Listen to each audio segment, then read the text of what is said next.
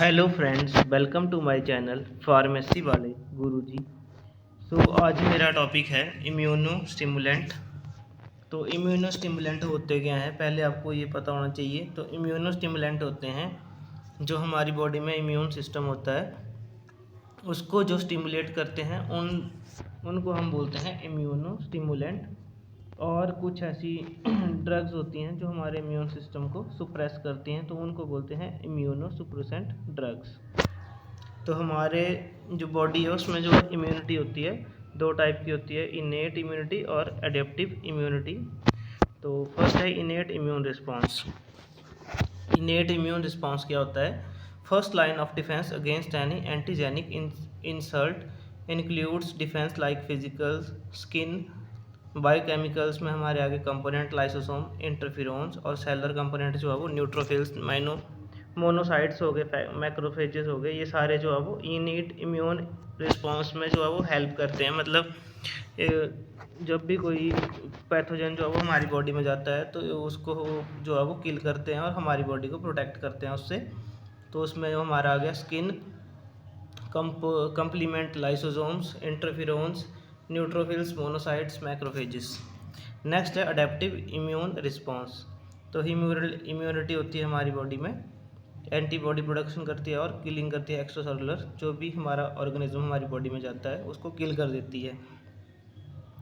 Adaptive में दो type की इम्यूनिटी होती है, एक होती है हिमोरल और दूसरी होती है सेल मीडिएटेड इम्यूनिटी। तो सेल मीडिएटेड इम्यूनिटी में साइटोटॉक्सिक किलर टी सेल्स होते हैं जो किल करते हैं वायरस और ट्यूमर सेल्स को। तो इनेट में जो है वो कंप्लीमेंट होती है, ग्रैनुलोसाइट्स होते हैं, मोनोसाइट्स होते हैं, एनके सेल्स होते हैं, मास्ट सेल्स होते हैं, बेसोफिल्स होते हैं। ये सारे जो है वो इनेट इम्यूनिटी में आते हैं। Next adaptive immunity.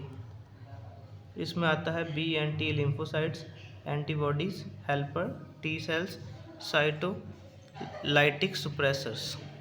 नेक्स्ट है इम्यूनो सुप्रेसिव ड्रग्स। ये मैंने आपको पहले बता दिया।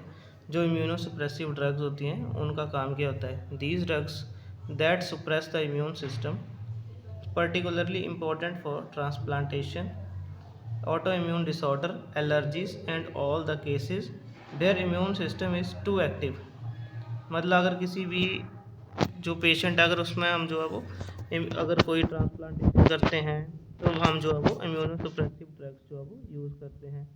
या फिर जो है किसी को ऑटोइम्यून डिसऑर्डर हो जाता है या एलर्जी हो जाती है तब जो है वो हम इन ड्रग का यूज़ करते हैं, जैसे रियोमेटॉइड आर्थराइटिस जो है वो उसका एग्जाम्पल है। नेक्स्ट है इम्यूनो स्टिमुलेंट ड्रग।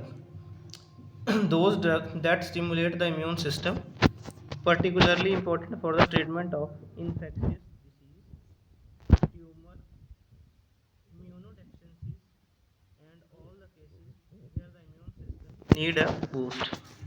मतलब जब भी हमने अपने इम्यून सिस्टम को जो है वो स्टिमुलेट करना है, मतलब उसकी एक्टिविटी को इंक्रीज करवाना है ताकि कोई भी माइक्रोनिज्म हमारी बॉडी में जाए तो वो उसको किल कर दे, तो इन ड्रग्स को हम बोलते हैं immuno stimulant drugs. Immunotherapy deals with the idea of boosting an individual immune system to allow it to destroy microbes and tumors। मतलब जो है वो इम्यून सिस्टम की एक्टिविटी को ये इंक्रीज करते हैं ताकि वो जो भी हमारी बॉडी में माइक्रो ऑर्गेनिज्म है या कोई ट्यूमर सेल्स है उसको किल कर दें। अब आ गया फर्स्ट हमारा immunostimulant drugs. Microbial product में कौन कौन सी आती हैं? तो फर्स्ट है bacterial products are PAMPs and they strongly stimulate inflammation by triggering cytokine production in APC। These in turn stimulate the adaptive immunity and overall increase leukocytes numbers by boosting hematopoiesis। Next है the Bacillus calmette guerin is an attenuated Mycobacterium bovis strain। This is able to infect human cells but not to induce an pathology.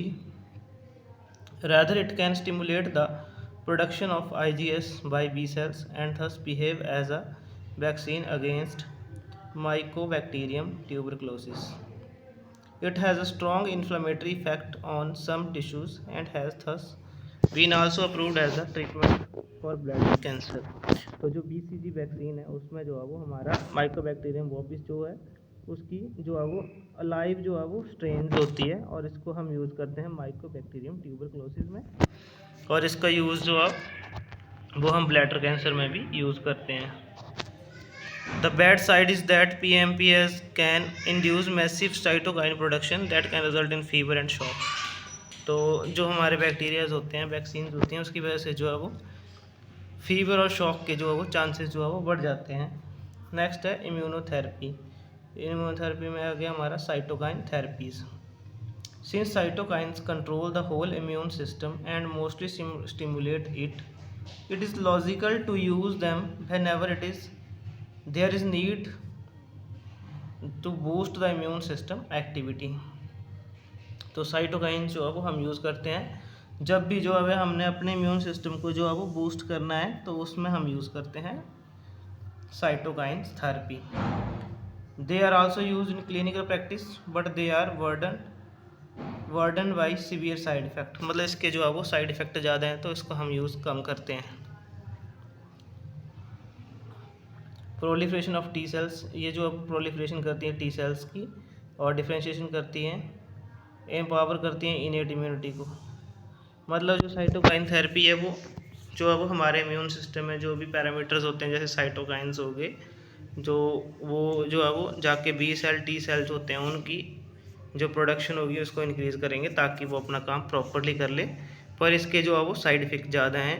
Toxic for blood vessels, blood vessel leakage, oedema, haemorrhage, mental disorder. तो जो है वो इनका use हम नहीं करते हैं। IL-2 और TNF alpha, IFN alpha. Next है active vaccination. Active vaccination is the process of injecting individual with microbial agents, heat killed microbes or attenuated living microbes to induce antibody production and memory B cells formation। तो active vaccination में हम क्या करते हैं, vaccine में जो है वो या तो हम लिविंग माइक्रोब्स देते हैं या तो किल्ड जो माइक्रोब्स होते हैं उनको हमारी बॉडी में इंड्यूस करवा देते हैं, ताकि जो है वो हमारी बॉडी में चले जाएं और हमारी बॉडी जो है वो उनके अगेंस्ट एंटीबॉडी जो है वो रिलीज़ करे, ताकि नेक्स्ट टाइम जब भी सेम जो बैक्टीरिया वो हमारी बॉडी में जाता है तो हमारी बॉडी जो है वो उसके अगेंस्ट जो है वो तो एंटीबॉडी रिलीज़ करती है और उसको किल कर देती है।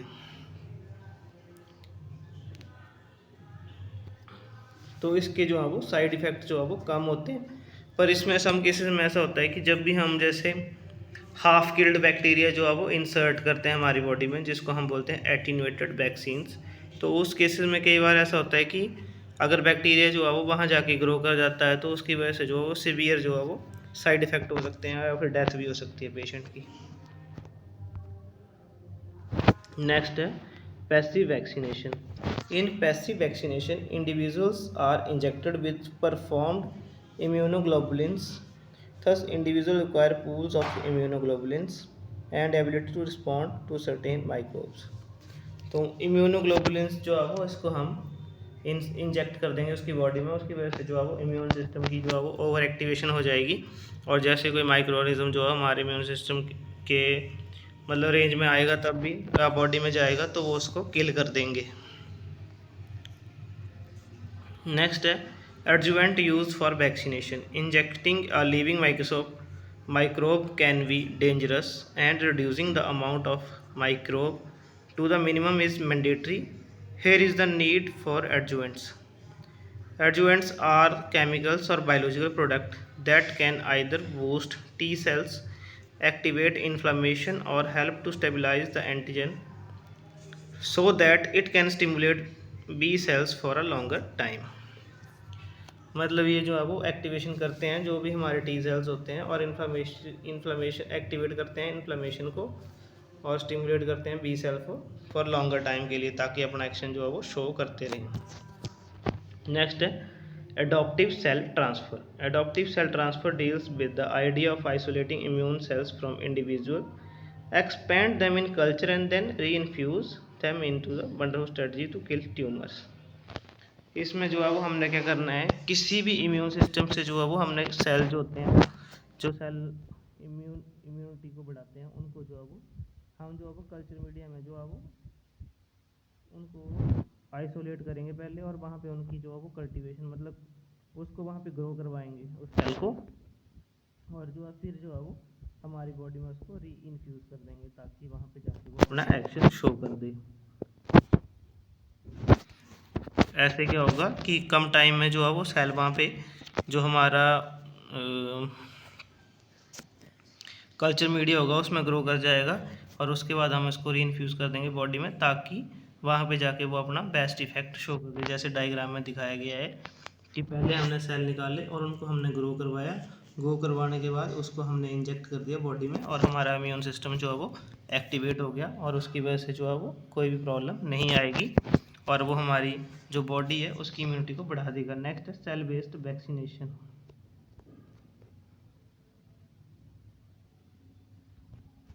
Dendritic cells can be prepared in vitro to show tumor antigens and then re-injected into the patient to stimulate tumor antigens recognition and tumor killing. This is currently defined as cell-based vaccination. तो इसमें हमने क्या करना है, जो tumour cells हैं उनको बाहर निकालना है और उनकी करनी है इरेडिएशन करनी है, और उसमें जो है वो उनका जो डीएनए है उसको हमने रिमूव कर देना है, ताकि वो वहाँ पे जाके अपना इफेक्ट शो करे। क्योंकि जो जीन में हम कोई मॉडिफिकेशन कर देते हैं तो ट्यूमर सेल्स जो वो अगर नए सेल हम वहाँ पे डालेंगे तो वो वहाँ पे जाके ग्रो करना स्टार्ट कर देंगे, और जो ट्यूमर सेल्स हैं उनकी जो क्वांटिटी है वो कम होती जाएगी, और नए सेल जो होंगे जिनमें नया डीएनए हमने डाला होगा वो वहाँ पे जो है उनकी ज़्यादा ग्रोथ होनी स्टार्ट हो जाएगी। तो इसको हम जो है इंजेक्ट कर देंगे बॉडी में, और जो है उसकी वजह से उनकी ग्रोथ होना स्टार्ट हो जाएगी, और जो ट्यूमर सेल हैं वो कम होना स्टार्ट हो जाएंगे। ये जो है वो जेनेटिक जो हमारे जीन्स थेरेपी होती है उसके थ्रू जो है वो इसको हम चेंज कर सकते हैं। नेक्स्ट आ गया हमारे पास इम्यूनो स्टिमुलेंट यूजेस। तो इम्यूनो स्टिमुलेंट जो है वो उनका यूज़ क्यों करते हैं हम, इम्यूनो डेफिशिएंसी डिसऑर्डर होगा तब करेंगे, या क्रोनिक इन्फेक्शन हो जाता है या कैंसर हो जाता है तब करेंगे। अब हमारे पास आ गई ड्रग्स कौन कौन सी है इम्यूनो स्टिमुलेंट्स में। तो फर्स्ट है बीसीजी, नेक्स्ट है levamisole, thalidomide, isoprinosine, immunocyanin, recombinant cytokinin, interferon, interleukins, colony stimulating factors, other drugs, inosifex, azimoxone, amixone, methylenosin, monophosphates, immunization, vaccine, immune globulins, ये सारी जो है वो हमारी जो है इम्यूनो स्टिमुलेंट्स हैं। तो फर्स्ट है बीसीजी। तो ये जो है वो लाइट, मैंने आपको पहले बता दिया कि जो बीसीजी है वो लाइव एटेन्यूएटेड जो है वो स्ट्रेन्स होते हैं माइकोबैक्टीरियम बोबिस की, और इसका यूज़ हम करते हैं जो माइकोबैक्टीरियम ट्यूबरकुलोसिस है उसकी प्रिवेंशन में इसको यूज़ करते हैं। इसमें जो है वो हाफ क्यूर्ड बैक्टीरिया होते हैं जो हमारे उनको हम इंजेक्ट कर देते हैं, ताकि वो हमारी बॉडी में जो है वो चले जाएँ, और वहाँ पर जाके हमारी बॉडी जो है उनके अगेंस्ट जो है वो एंटीबॉडी रिलीज़ करे। और इसका एडवर्स इफेक्ट क्या है, तो इसका एडवर्स इफेक्ट है hypersensitivity, shock, chills, fever, malaise and immune complex disease. और इसका यूज़ हम कहाँ कहाँ करते हैं, prophylaxis of carcinoma, urinary bladder, prophylaxis of primary and recurrent stage of papillary tumours after transurethral resection. Next है levamisole. Levamisole जो है वो ये ड्रग है synthesise originally as a anthelmintic but appear to restore depressed immune factors function of B lymphocytes, T lymphocyte, monocytes and microphages. Therapeutic uses क्या हैं, adjuvant therapy with five fluorouracil colon cancer, granulocytosis, use to treat immunodeficiency associated with Hodgkin disease. इसके adverse effect क्या हैं, flu like symptom होते हैं, allergy, nausea and muscle pain. Thalidomide क्या है, thalidomide का मैकेनिज्म ऑफ एक्शन है, इनहेंस करती है ये cell proliferation of cytokinin IL-2, IFN gamma, जो सेल्स हैं उनकी प्रोलिफरेशन में हेल्प करती है, ताकि वो हमारी बॉडी में जो कोई भी माइक्रोऑर्गेनिज्म जब भी जाता है तो उसको किल कर दें। और नेक्स्ट है इसका थेराप्यूटिक यूजेस क्या क्या हैं। Severe refractory rheumatoid arthritis, multiple myeloma में ये यूज़ होती है। नेक्स्ट है टेटोजेनिसिटी जो है वो इसका एडवर्स इफेक्ट है। नेक्स्ट है recombinant cytokines, hormone like small low molecular weight polypeptides maintain communication among cells to coordinate immune response. Autocrine, paracrine or endocrine action causes tissue repair and provide resistance to infection. तो ये है cytokines के action.